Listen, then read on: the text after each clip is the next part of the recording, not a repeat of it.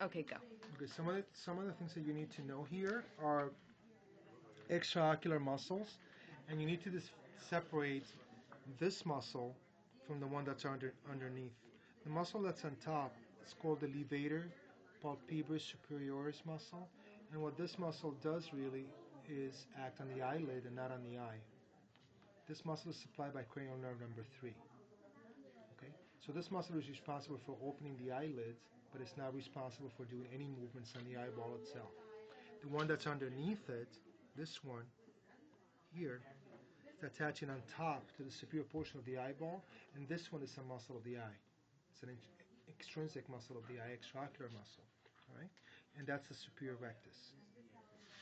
The lateral rectus is this one on the side. Okay. Now the medial rectus is hard to see, and I don't know how to show it to you, but the medial rectus is going to be the muscle that's deep down in here. Okay. Can you see it? It's right there. Okay. What it's going to do is going to be the counterpart of this guy. So if this one pushes the eye laterally, the other one pushes it medially. Okay. This muscle that attaches to this area of the bone that's called the trochlea is called the superior oblique. It's right there. Okay. Its counterpart is going to be another one that's very hard to see. We'll look at it from here. Is it going to be labeled? It's kind of tough to see though. I mean, if you take this apart, then you can see it. And that's the inferior oblique. Okay. Just think of the obliques as being kind of twisted. So the superior oblique will make this kind of turn up here, as you can see in here. And the inferior oblique is going to do this. So don't confuse the inferior oblique with the inferior rectus, which is a straight muscle down here. So this is a continuation of the inferior oblique. This is a continuation of the inferior oblique. That's correct. And this is the inferior rectus. Okay. So the inferior rectus down here is going to be the counterpart of this guy, which is the superior rectus.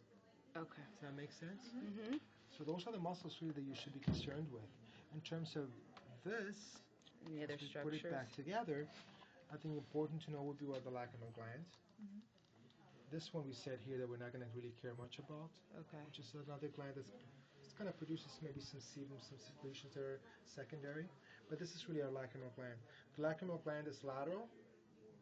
The ducts, as you can see, they wash across the eye, and then they drain medially into the lacrimal duct, or nasolacrimal duct.